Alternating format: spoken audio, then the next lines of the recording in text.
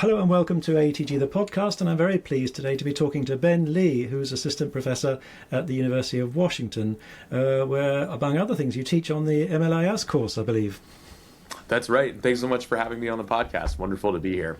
You're welcome. So you actually trained initially as an astrophysicist, so why aren't you out there looking for asteroids? It's a great question. I've been fortunate in my life that my career has taken me in a number of different directions. So it's been an interesting path to the world of libraries, but one that I'm very grateful for. Even though the work that I do these days isn't sort of squarely in the world of astrophysics, in many ways, I think there are a lot of similarities with the research I do, a lot of which has to do with looking at large-scale image pipelines and understanding how we extract relevant information. Of course, understanding that there's a lot being abstracted away there, but moving from, say, telescope pipelines and understanding all the questions around how astronomers make catalogs of stars and celestial objects out of images isn't too dissimilar from questions around OCRing large-scale document collections if you really think about it at an abstract enough level, if that makes sense. Fascinating. I never thought of astronomy as an information problem. So your PhD was on human-computer interaction, I believe. So how did you get into that topic? That's right. So my path from astrophysics to where I am today really had a lot to do with the time that I spent after college at the United States Holocaust Memorial Museum.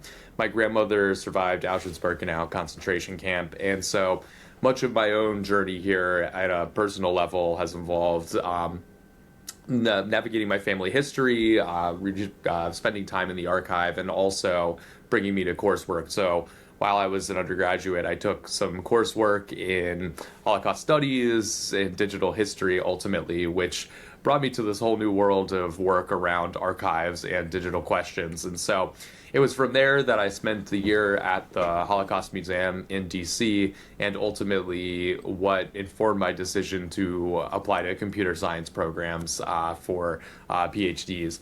And in particular, I became really interested in questions around human-AI interaction through the work that my advisor, Dan Weld, was doing, but I think also recognizing that a lot of the core questions coming up in human-AI interaction, and more broadly speaking, these questions around how search systems are informing how people navigate information and the levels of mediation and teamwork that are taking place with AI systems really heavily shapes how archivists understand the archive, how librarians work with patrons, and how end users end up navigating digital collections. And so even though point A to point B looks a little bit different, it really is a lot driven by these sort of technical questions and methodological advances around how we come to understand how we navigate large-scale digital collections.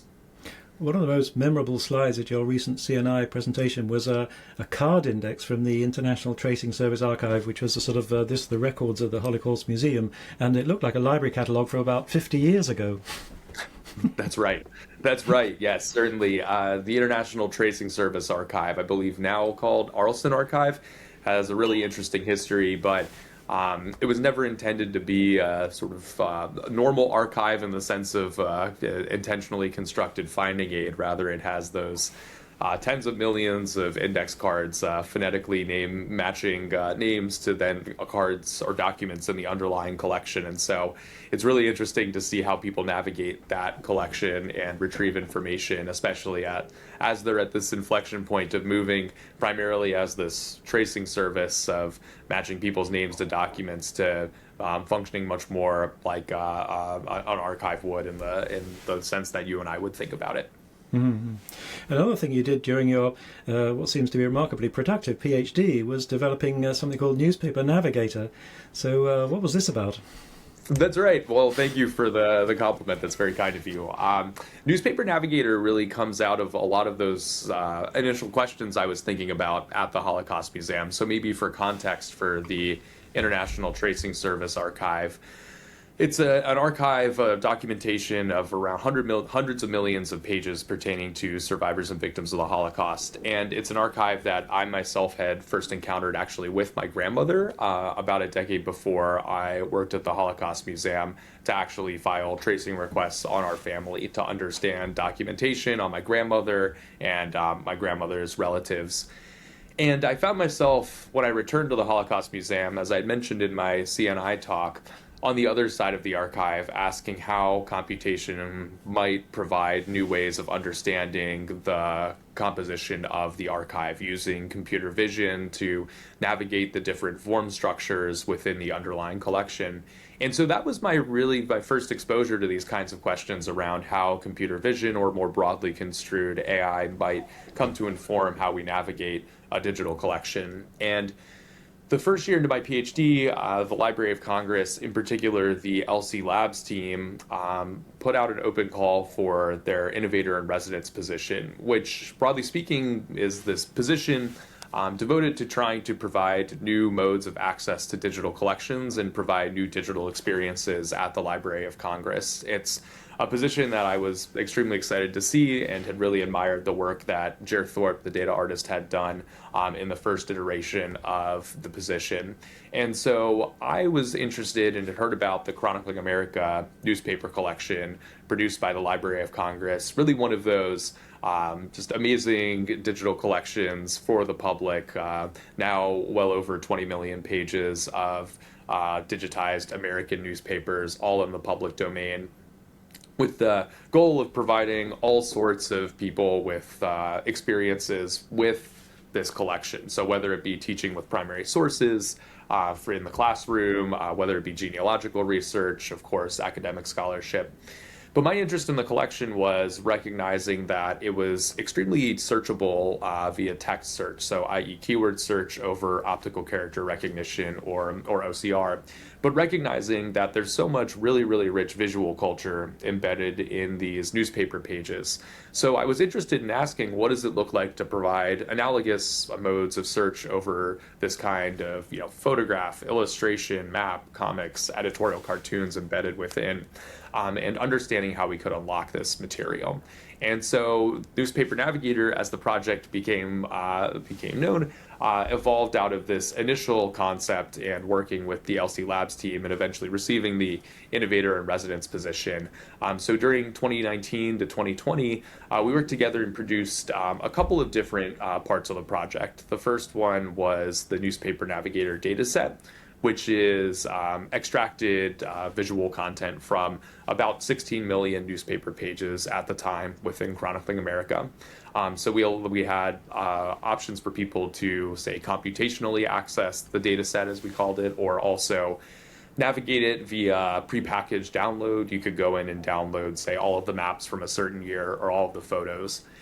But we also became interested in asking, once we hosted a data jam and got a lot of feedback from end users, this was very, very early into the pandemic, I think about a month or two in, all sorts of questions around how people wanted to search the visual culture. And so that informed the second half of the project, which was developing a search application, which we had hosted online for about 5 years. And the idea behind the search application was allowing end users to do keyword search over the captions of these newspaper photographs, but also enabling end users to search via visual similarity. So defining what we called an AI navigator to retrieve visually similar content to examples that a user could sort of query on the fly and iteratively define positive or negative examples to steer this AI navigator toward or away different kinds of visual concepts. So examples might be, action shots of baseball players, or you name it. And certainly a lot has changed these days in terms of the expressivity of these AI algorithms and tasks, as I'm sure we'll talk about. But it was a very, very fun moment to be able to bring this kind of search to the library's collections and ultimately produce the first in-house AI application produced at the Library of Congress. And so there, of course, I have a whole number of colleagues and collaborators to thank, including the LC Labs team, the National Digital Newspaper Program, IT design and development at the LC. Broadly speaking, it was absolutely an absolute delight to work on the project, and really has steered and informed a lot of the work that I continue to do today. So this is searching without text, which is one of the great goals that the search engines have always aspired to. Certainly, and there's still a long ways to go, and it's been interesting to see what has happened over the past couple of years there, but I do remain optimistic that these days searching visually or even multimodally presents sort of fundamentally new ways of browsing collections. Absolutely, absolutely. You also spent some time at the Allen Institute working on Semantic Scholar. So, what did that involve? Semantic Scholar, for anyone who's not familiar, is a huge corpus, and of course, modern AI is based around corpora. So, is this where you got your interest in corpora from?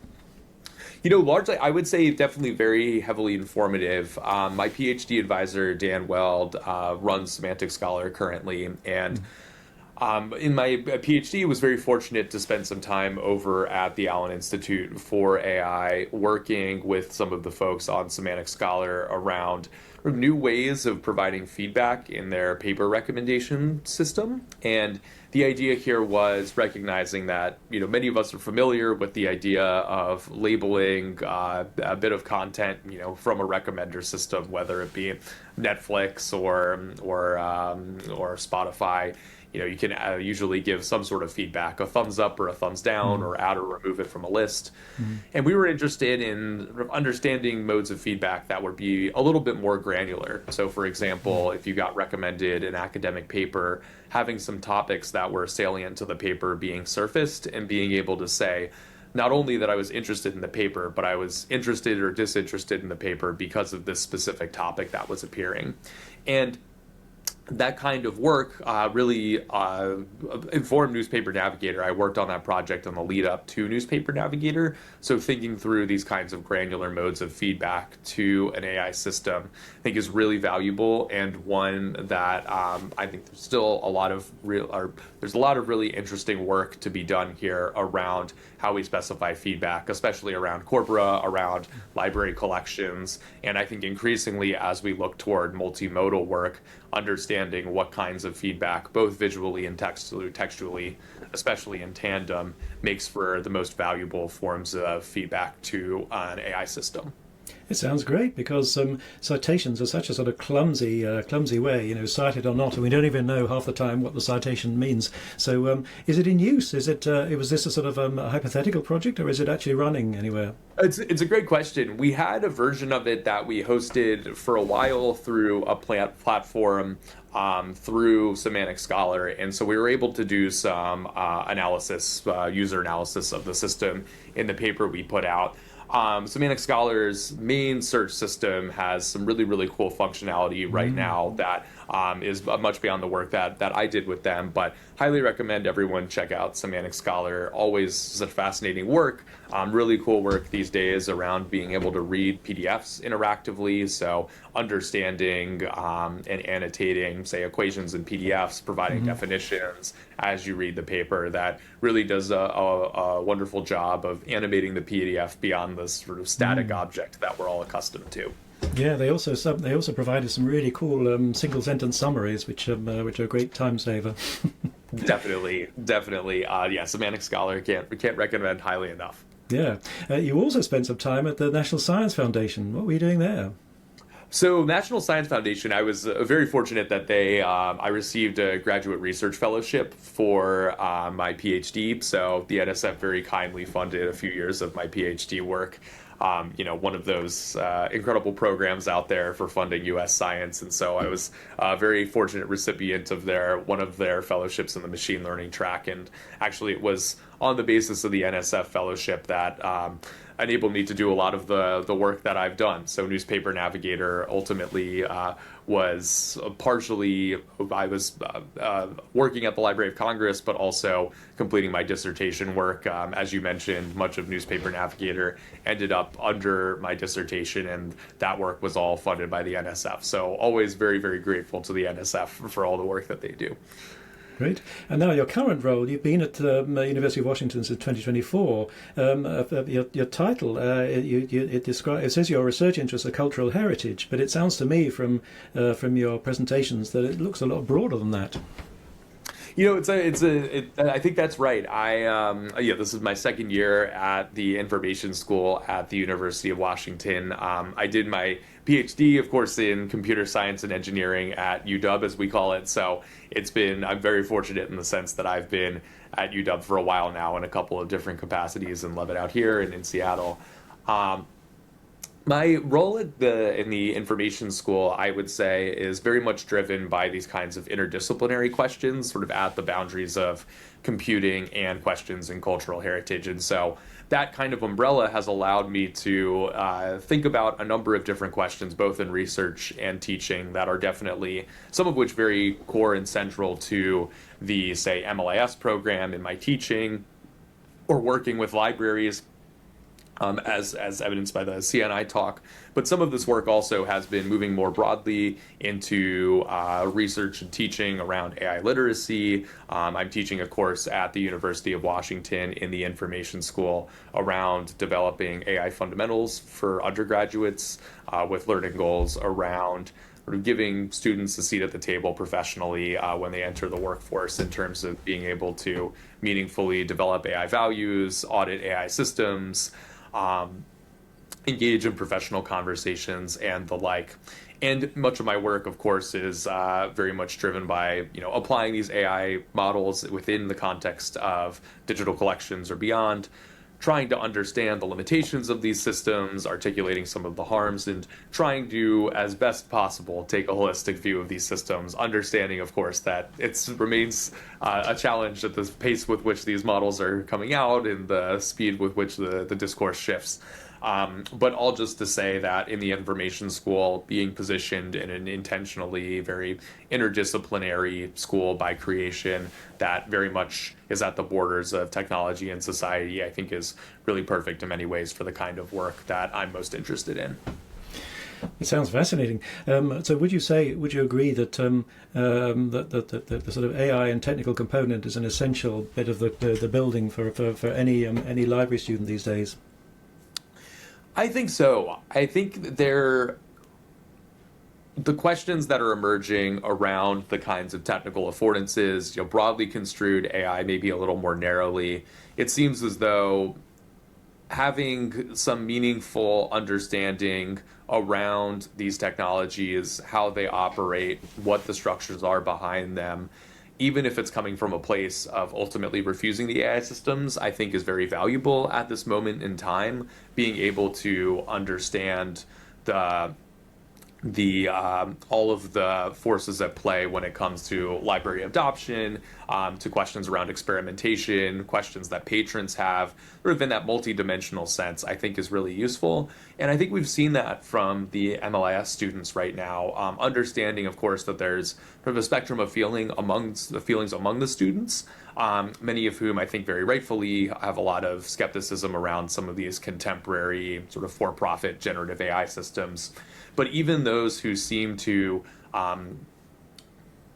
embody this sense of refusal or skepticism are coming from a place of wanting to learn more about these systems, which I think is a great place to be coming from in terms of understanding how to even more articulately demonstrate or communicate those harms.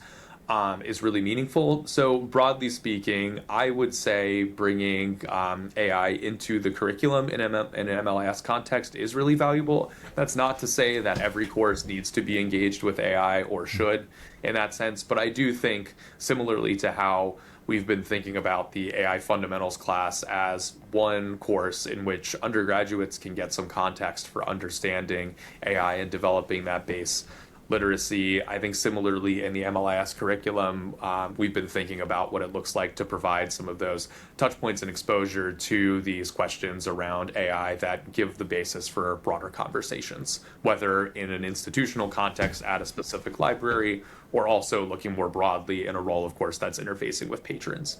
Mm-hmm. Well, in your recent CNI Fall meeting presentation, which was a real kind of a whistle-stop tour, you crowded into 30 minutes, sort of enough for an hour or more. You mentioned AI refusal, and I was fascinated. Perhaps we can approach the AI starting with the refusals, because Sure. I was at the recent Charleston conference, and one of the many sessions on AI was a group about the book AI Snake Oil, and it felt a little bit as though there were a lot of people coming together to sort of as refuseniks. So let's start with refusals. Sort of why did you had some slides and you said we should take the refusal seriously. Why do you think that is?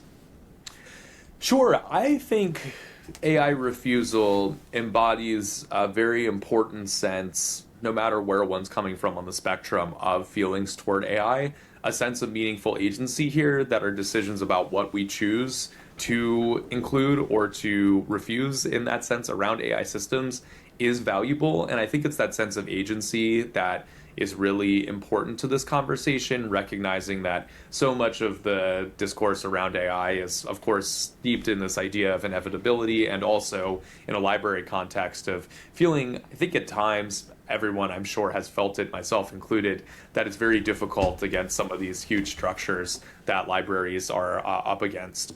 But I would say, myself, I'm not coming from a place of full AI refusal. As I mentioned in the CNI talk, I think also as evident by a lot of my work that engages with AI systems, uses AI methodologies for discoverability and other dimensions. But I do think that even though I'm not coming from a place of categorical refusal, I do recognize the importance of being able to articulate a reason or justification for saying no to different forms of AI.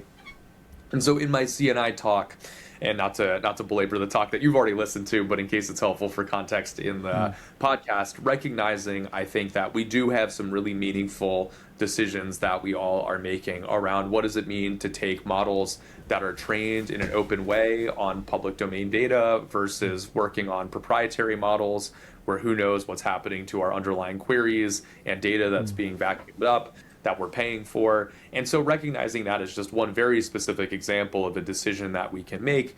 And so when I think of AI refusal, even if I don't use it in a categorical sense, I think there's something very meaningful about making the decision to say refuse for-profit opaque AI models, as opposed to using open source models that we have a clear sense and understanding of specifically how it was trained, understanding where the data sources are, recognizing this more broadly. I think, as you mentioned, in our email correspondence around some of these broader initiatives around, say, the public interest corpus, around the development of these larger corpora, that I think is extremely exciting and valuable for the work that we're all doing collectively. But to return to the specificity of the AI refusal conversation here, I think no matter what one's position is, being able to articulate a stance that means not just full-blown embracing AI, AI is really valuable, and also being precise about why we feel that way has a lot of value right now. Sure, but I mean, being realistic, in some ways, in many ways, the sort of the development of Gen AI has some uncanny resemblances to the way that Google and search engines came in about 20, 25, 30 years ago. In that, in a kind of de facto way, it just happens, and libraries and sort of play catch up and sort of and talk about sort of how they'd like things to be, but hasn't the sort of the stable door that already opened and the horse bolted, in that, for example, the construction of corpora, it's kind of happened. It's already gone. Sure. I think that's right. I think one of the central questions here, one that I don't think I have the clearest answer on, and I think reflecting on my CNI talk, I think based on the Q&A session, another place where I think I don't have the clearest sense is how we respond to understanding, as you said, that to a certain extent the corpus creation train has left the station, and recognizing that obviously I think work in the public interest corpus is essential here for all sorts of reasons. I think libraries coming together collectively, or various institutions, I should say, or coming together to produce these kinds of rights cleared corpora for training is super valuable. Also, I think for basic science and the AI context, being able to train models on fully open data and benchmarking them against some of these systems that are using all sorts of private, non-rights cleared data is really valuable, because I suspect that models trained on fully open data will be very performant in a way that I think will surprise a lot of people, and making the case that there isn't necessarily as much of a need to be vacuuming up all of humanity's data exhaust here to train these systems is really a valuable part of the discussion. But your point being, I think, exactly right, which is I actually just am not fully resolved as to where we go, recognizing that I think on the one hand, there are real feelings around the sort of exploitative nature of a lot of these collections made available via very permissive licenses, public domain initiatives, and feeling as though a lot of this has really come into has been contra the values that we all embody as librarians, or as those of us who are for fully free information access, but also recognizing, I think at some level, that once we start going down the path of rethinking access to collections, whether public domain or otherwise, also presents its own set of challenges. I really appreciated what Scout offered, I believe, in the CNI in the Q&A session, about maybe drawing on ideas from data sovereignty and understanding how we can think about modes that don't require fully open data access as a way of still making our data available, our collections more discoverable, which I appreciated. But all just to say that I'm curious to see where this collective conversation will go. I find venues like CNI, the work at all of the organizations, conferences, institutions I mentioned, examples being collections as data, the AI for LAM, convenings, all of the work that, say, CNI, ARL broadly have been doing, to be really important as just providing venues for us to engage in these conversations, and recognizing that it probably won't just be one conversation that will lead us on the path here, but an ever-evolving one, as I think you were alluding to. But I'm curious to see where it goes, and to see how we can respond in this current moment, in which I mean in so many ways. So. I should point out that your presentation in the CNI fall meeting is freely available, so I highly recommend it. It's worth listening to. But let's go back to the without being too much of a doomsayer, the public interest corpus, which I wasn't familiar with. There was a presentation about it at the recent Charleston conference, and what fascinated me was, for those who are not familiar, it's a collection of text to be used for text and data mining for academic use. But what struck me was the presentation, the memorable words. The guy presenting it said the primary goal of the project was not to get sued. It was kind of sort of it sounded incredibly defensive, in that the commercial corpora didn't worry too much about that when they set out to do their. It's almost as if we're sort of living in a parallel universe, and they have all the advantages. Sure. I mean, I ultimately, of course, I think we're just coming up against the structures of capital here. In my AI fundamentals class, we had an exercise that I put together using those books data sets that have been used to train, various, say, underlying LLMs by Meta and such, and using those Atlantic articles where you could query the underlying books 1, books 2 data sets and see whether a certain work had been included or not. And I found it rather disappointing that we all were pretty much stumped. Everyone in the class had at least one search where one of the books they tried had already been vacuumed up into one of these data sets that was floating around in the sort of weird ways that these data sets do, not being fully available, but clearly existing in some S3 bucket being used to train all of these systems one way or another. So,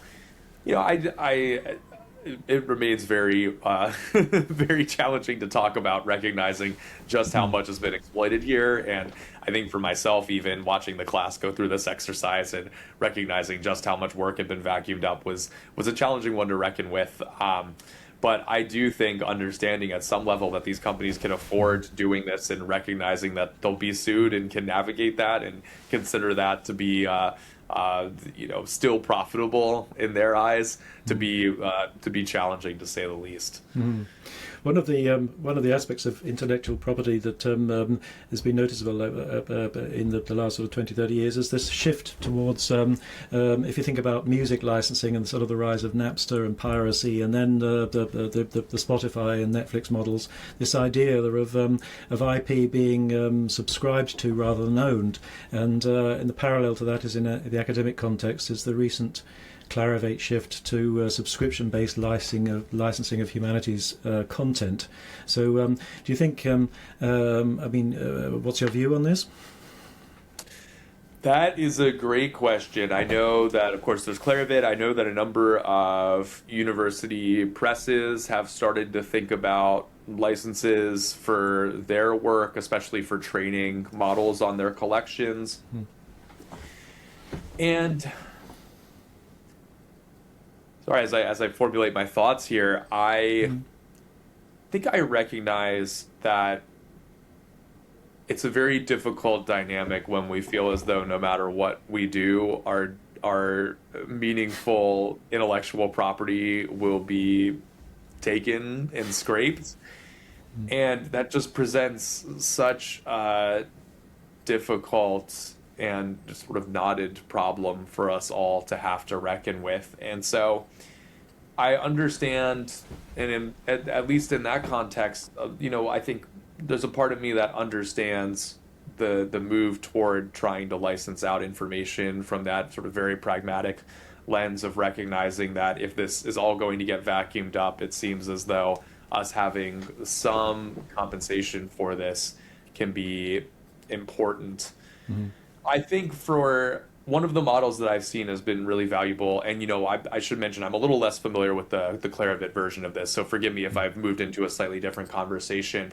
But for me, ultimately, I think it comes back to making sure that the authors themselves have a seat at the table and giving them an option to opt in or opt out here, which I think has been the most sort of successful model that I've seen thus far when presses, journals, other entities have moved forward with trying to go forward with licensing for AI training in particular.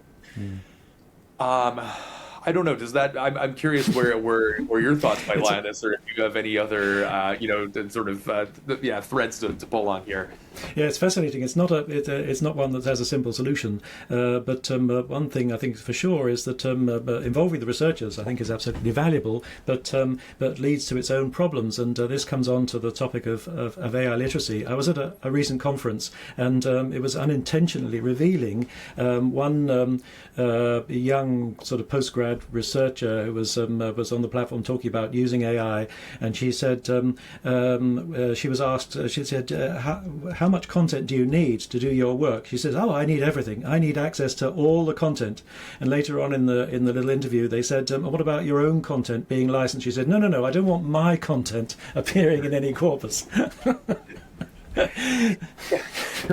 Yeah, it's I think one of the points that I tried to make in the CNI talk, and also reflecting more broadly in this particular moment where I think AI has come to mean specifically generative AI in so many of these conversations. One of the things that I've been trying to do, and I encourage students to do, and also in these broader conversations I've been having, to take a step back and recognize that I think we as a field have come to accept certain forms of AI already as in the norm. For example, OCR, other forms of obviously search and recommendation algorithms that I don't really see us being able to get around when it comes to formulating queries in library discovery systems or looking at a digital collection.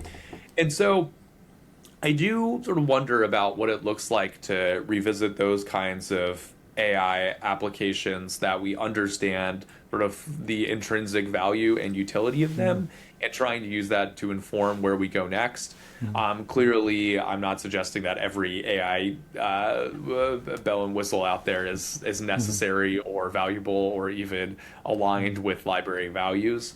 But it does strike me that sort of at this particular moment, and building on your comment about AI literacy in this present moment, I think some of it for me has been really just trying to emphasize that this is not a new conversation, nor one that we can't sort of learn from previous iterations of. I do think, as you said, there are broader conversations around technology and the web in the context of libraries that are really valuable here, whether it be the rise of search engines, whether it be Google Books, where I think I get the sense from many colleagues, and I'm certainly less involved, or was not involved or had a seat at the table in some of those previous iterations, that there are certain resonances that are valuable or helpful to keep in mind as we move forward. Mm-hmm.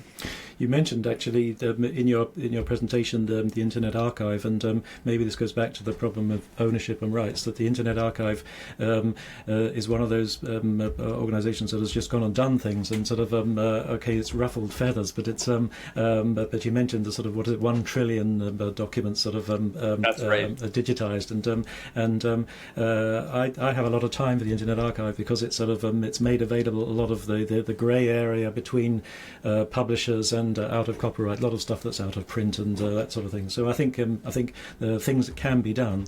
I think there are good examples. But let's move on to AI literacy. You offer AI literacy as one of your courses. So how's it going? Do you think is it working?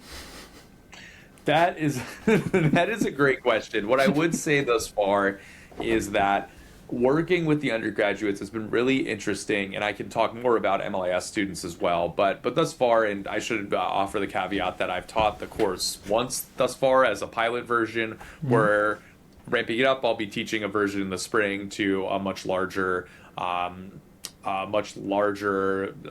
student size or class size, and moving forward here, we're moving toward a version of this course that I'll be teaching twice next year, and hopefully we'll continue with looking at trying to teach about 150, 160 students a quarter, with the idea of this being sort of a central place for students to engage with AI literacy. More broadly speaking, the University of Washington has invested pretty heavily around ideas of AI literacy and developing out conversations on campus around teaching with AI, obviously research with AI, AI governance at the university as well. So a colleague of mine, Noah Smith, was just named vice provost for AI at the university. Noah Smith being an incredible NLP researcher in computer science, but also over at the Allen Institute for AI, leading the efforts to train Olmo. So really doing some incredible open science work as well. So Noah's the perfect person for it. And so broadly speaking, I just mentioned that because I see this class as one version or one model within a university structure that's increasingly investing resources, time, effort into these kinds of initiatives. But I would say one of the things that I've learned in working with the undergraduate students that surprised me is actually already their literacy at entering the class was even higher than I had anticipated, in particular around certain concepts that not to say that I was completely surprised by, but also I was really impressed by the degree to which they could already speak at a nuanced level around ideas of bias in AI systems. To a certain extent, many of the students were coming from the iSchool already, and thus had taken coursework taught by my colleagues, and so I think we're already primed in one way or another to have engaged with these topics. So I should mention that. But it gave me hope to really hear these students sort of be able to engage in these conversations without much scaffolding at all, and to really be able to actually have pretty structured, pretty nuanced conversations right out of the start of the class. I also found it really interesting to do some exercises around sort of envisioning AI futures, around what dimensions of AI are they most excited about or most worried about. And so that part was really, I think, valuable and exciting for me to see. I also feel as though the use cases that I've seen and heard about so much in the context of teaching around students using LLMs for various forms of learning as well. Seeing the students reflect on their own usage with these systems has been really interesting, and they've been very, very candid and thoughtful about how these systems operate, what kinds of ways it, might help them learn, also the ways in which it might be, limiting other facets of learning as well. So I thought being able to foster those almost sort of meta level conversations around AI usage to be really valuable as well. Broadly speaking, moving forward with the course, I think I'm hoping to essentially put a version of the syllabus and curriculum online in the next couple of months in the lead up to the spring version. So I'll be putting that online at some point here through my website and Blue Sky and such, not to direct everyone to it, but rather just to say that, I've benefited really greatly from some resources out there and from curricula that colleagues have put together. And so want to be able to contribute that back. But I'm really excited to also continue to refine the curriculum, especially as the class gets even larger and we respond to whatever newest model comes out.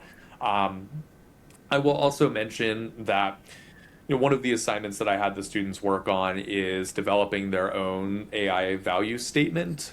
So essentially identifying sort of core values that they'd like to see within AI systems. For example, something like transparency or working, so making sure that the systems that they're using, they understand how it's been trained or where it came from. But I think that also gave me some real hope here moving forward and seeing the students being able to articulate values that were important to them and also demonstrate how they could apply them in some sort of real world examples through one of the assignments.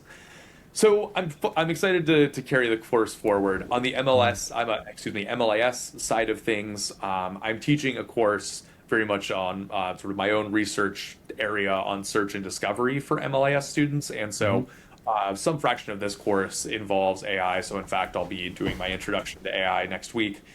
But I'm also I've been working with the MLIS program to begin introducing a version of AI fundamentals course for MLIS students as well. So that will probably be a little bit down the line as we start to think about piloting it. But again, just to return to one of the earlier points that we were talking about earlier, just to say that I think this will become a more and more central part of the MLIS curriculum. Again, not to say that it'll be a sort of totalizing force in the curriculum and the central conversation of all of the courses, but I do think that there's real value. And also, I think increasingly we're all seeing the importance of having structured venues for MLIS students to engage in these questions and engage in readings, these debates, and use that to inform how they think about their own practice of librarianship. It's very encouraging to hear that the younger generation are picking things up from sort of how to use Gen AI, because I'm convinced, just as you pointed out in your earlier presentations, that there's a kind of way of working. We've all become familiar with, you ask Google where to get the nearest pizza, and you get a great answer. If you ask it for the meaning of life, you're not going to get such a sort of such a good answer. So we've learned in a way how to use these tools, and the same will happen with Gen AI. But do you think we should all be coding in Python? It's it's an excellent question. I think I recognize at this moment in time that some of these AI assisted coding tools, if there's anything that really has surprised me, those seem quite expressive and powerful, with the usual caveats being I would not recommend someone in an intro to Python class entirely relying on Claude or Cursor. I do think that there are profoundly distorting ways of using these things when it comes to learning. And so I think that's a real, I have a lot of hesitation there. So I wouldn't recommend taking a Python class and immediately starting to use some of these AI-assisted tools. But I would say, I think learning Python and also recognizing that some of these AI-assisted coding systems like Claude or Cursor or you name it, I do think really do actually provide quite a bit of utility in certain contexts to engineers who say don't have much experience with front-end development but are hoping to prototype a site or something like this. So I know I pulled your question in a slightly different direction, but just to say that I do think learning Python at this moment in time is valuable. I think it's always a skill worth learning. It's surprising how much you can learn and you can do with just even a few months of practice in Python. And especially as we start to see these more and more sophisticated ways of engaging with coding, I think that learning curve, once you get through a certain portion of it, you'd be really surprised at the amount that you can do. It also just seems to me that, again, not to suggest that every facet of library work in any way ever needs to touch Python. I certainly don't think that that's the case, but I do think probably more so than a decade ago or 2 decades ago, a larger fraction of the kind of work that librarians are thinking about can be informed by some coding practices. And so what I would say is it certainly can't hurt, if that makes sense. Yeah, absolutely. No, I remember I remember years and years ago going to an evening class in assembly language. This is, how chips actually sort of do really simple stuff. And we spent the whole evening learning how a chip manages to add 2 and 2. And I'd never do it again, but it was fascinating to learn it. And it did provide a great insight into how computers work. So I said, yeah, I agree. Let's talk a little bit about digital humanities. Among you're very multifaceted, and among other things, you're editor for something called the Digital Humanities Quarterly. That's right. How does that's quite an unusual journal, I believe. So Digital Humanities Quarterly, I've been a general editor at the journal now. I guess this is year 4, if I'm not mistaken. But the journal has been in operation for a number of decades and has been doing really fascinating work. Has been led by Julia Flanders, who has done a marvelous job as editor-in-chief, and also working with John Walsh, one of the other general editors. And I see it really as it's fully open access and has been so since its inception, which is wonderful, and has been, in my opinion, one of the really central places over the past 15, 20 years as a central place of discussion around sort of, I would say, sort of critical DH work. So engaging with these technologies, understanding their limitations, engaging with all these different dimensions of, say, bias, structures of power, these kinds of themes that you and I have been exploring in this conversation. And I think those conversations have really informed there's a lot to learn from those conversations in terms of how they inform our broader understandings of these roles of, say, AI broadly in society, but also very much in the library context. So digital humanities as a field, I feel like the running joke is always it's impossible to find one definition of what the digital humanities are. But broadly speaking, I see it as very much in conversation with a lot of these questions in the library, is specifically around computing, understanding that, some of the downstream questions of understanding humanistic analysis might be a little bit different, but broadly speaking, it's so based in library collections and applying digital tools that in some ways it sort of naturally overlaps with questions of discoverability and access and those kinds of dimensions to navigating collections, that I think digital humanities is a sort of great neighboring venue for a lot of for librarians interested in the kinds of conversations and questions we've been exploring to see as an additional resource, certainly. But one person, and I'll never forget this, characterized digital humanities or pointed out that we talk about digital humanities, but we never talk about digital physics or digital maths. So, that's right, and I know there's the running joke about maybe when it's finally ingratiated into the humanities, no longer will it be called digital humanities, which I find funny.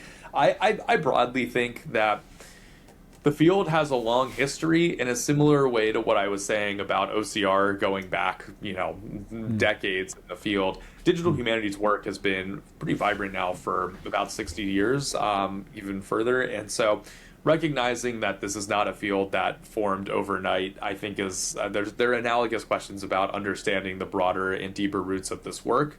But I would also say that, and this is as an outsider view, as someone who certainly was not trained in an English department or history department, but it does seem as though, certainly certain debates and skeptics will remain in those fields. But it does seem like most disciplinary contexts or large member organizations have places for digital humanities conversations, debates, papers, research. And so recognizing that we are seeing a bit more of an acceptance, I think, in some of the mainstream venues for the conversation in the conversations, excuse me, in the humanities is encouraging.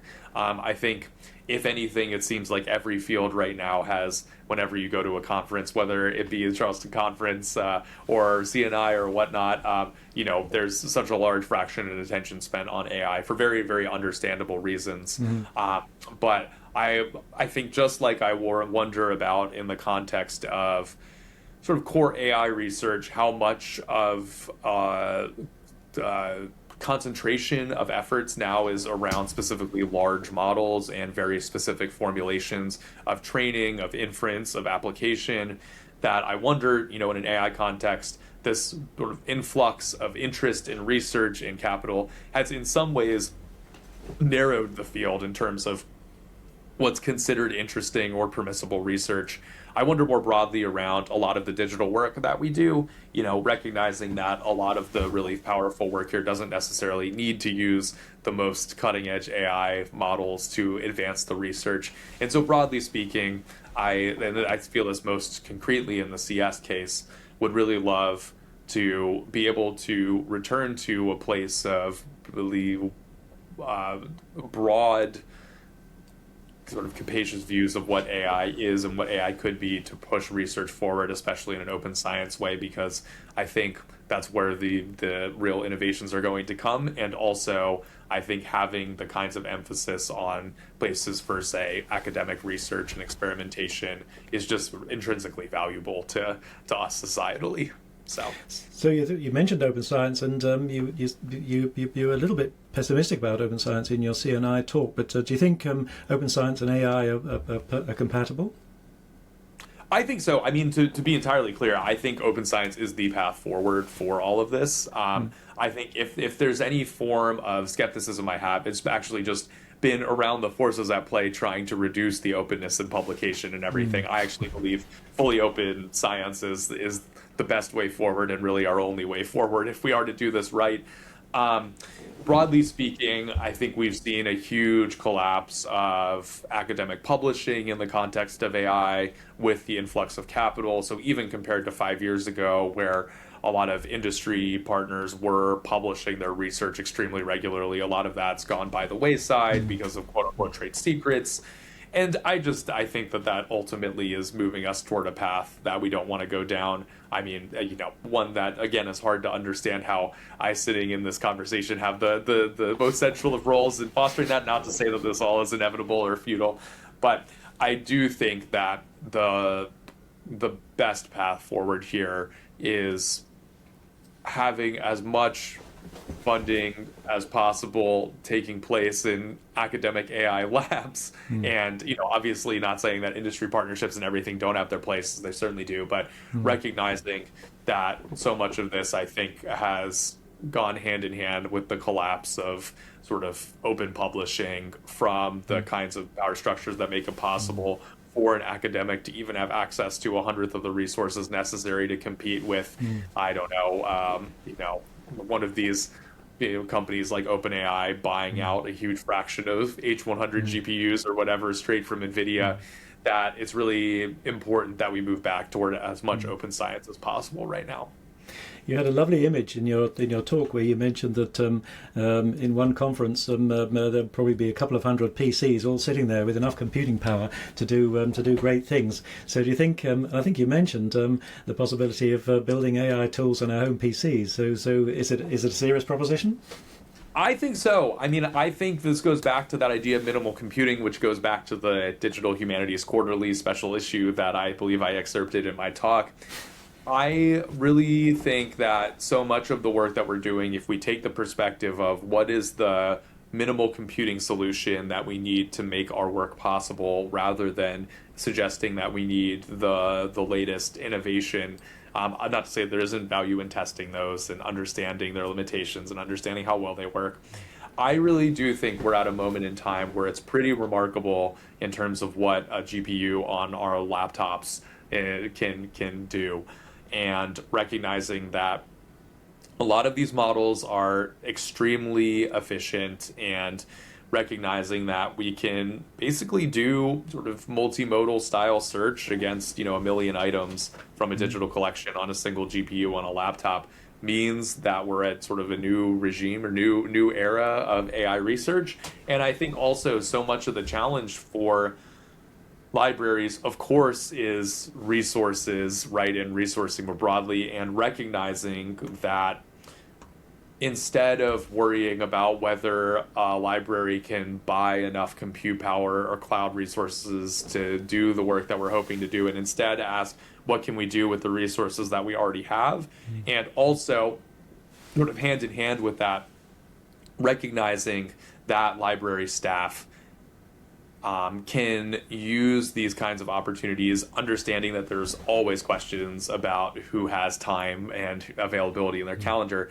Nonetheless, to do work to develop skills by doing work on their laptops, learning how to code, learning how to train these systems, do inference, do this work openly, I think provides a path forward that doesn't mean that we're constantly looking at new vendors' subscriptions or software, learning the kinds of bespoke commands required of them, and instead actually moving toward a more sustainable and a more independent path where we can use the resources that we have and develop the skills most efficiently and use that as a model forward. And I think we'd all be pretty surprised in terms of what we're able to accomplish in that kind of framing. So we don't need to bring a nuclear power station back to life just to sort of to fuel to get our LLMs updated. That's right. For the environmental impact, for all sorts of reasons, I also think that librarians and library values necessitate that we think about the right computing for something, not the maximal amount. Well, I'm up for it. I'm just looking for for something to enable me to build an LLM with all my home content and including both the text and the pictures. But I'm working on that one. Anyway, thanks, Ben. It's been a fascinating and very wide-ranging tour of AI topics. And in this short interview, I think you've given us enough for us all to investigate for weeks and months. So I'm very grateful for your time. Oh, well, thank you for having me again. I really appreciate it. I really enjoyed the conversation and hope we have a chance to continue this. Thanks a lot.